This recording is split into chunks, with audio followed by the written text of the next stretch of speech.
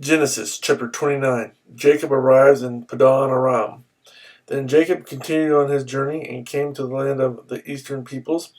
There he saw a well in the field with 3 flocks of sheep lying near it, because the flocks were watered from that well. The stone over the mouth of the well was large.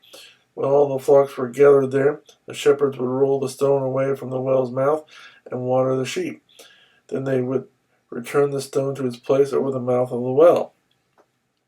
Jacob asked the shepherds, "My brothers, where are you from?"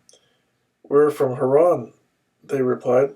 He said to them, "Do you know Laban, Nahor's grandson?" "Yes, we know him," they answered. Then Jacob asked them, "Is he well?" "Yes, he is," they said, "and here comes his daughter Rachel with the sheep." "Look," he said, "the sun is still high. It is not time for the flocks to be gathered. Water the sheep and take them back to pasture." "We can't," they replied, "until all the flocks are gathered and the stone has been rolled away from the mouth of the well. Then we will water the sheep." While he was still talking with them, Rachel came with her father's sheep, for she was a shepherdess. When Jacob saw Rachel, daughter of Laban, his mother's brother, and Laban's sheep, he went over and rolled the stone away from the mouth of the well and watered his uncle's sheep. Then Jacob kissed Rachel and began to weep aloud. He had told Rachel that he was a relative of her father and a son of Rebekah, so she ran and told her father.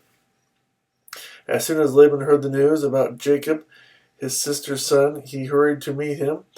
He embraced him and kissed him and brought him to his home, and there Jacob told him all these things. Then Laban said to him, "You are my own flesh and blood." Jacob marries Leah and Rachel.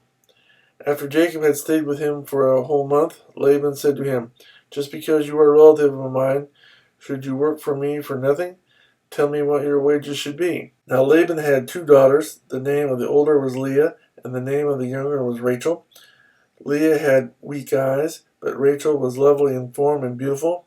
Jacob was in love with Rachel and said, "I'll work for you 7 years in return for your younger daughter Rachel." Laban said, "It's better that I give her to you than to some other man. Stay here with me." So Jacob served 7 years to get Rachel, but they seemed like only a few days to him because of his love for her. Then Jacob said to Laban, "Give me my wife. My time is completed and I want to lie with her."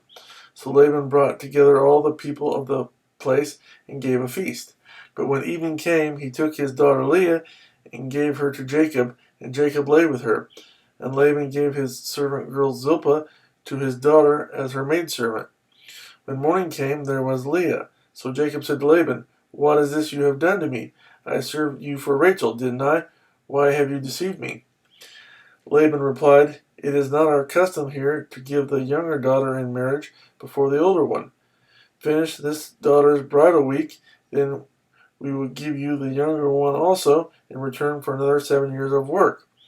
And Jacob did so. He finished the week with Leah, and then Laban gave him his daughter Rachel to be his wife. Laban gave his servant girl Bilhah to his daughter Rachel as her maidservant. Jacob lay with Rachel also, and he loved Rachel more than Leah, and he worked for Laban another 7 years. Jacob's children. When the Lord saw that Leah was not loved, he opened her womb, but Rachel was barren. Leah became pregnant and gave birth to a son. She named him Reuben, for she said, "It is because the Lord has seen my misery. Surely my husband will love me now." She conceived again, and when she gave birth to a son, she said, "Because the Lord heard that I am not loved, he gave me this one too." So she named him Simeon. Again she conceived, and when she gave birth to a son, she said, "Now at last my husband will become attached to me, because I have borne him 3 sons." So he was named Levi. She conceived again, and when she gave birth to a son, she said, "This time I will praise the Lord." So she named him Judah. Then she stopped having children.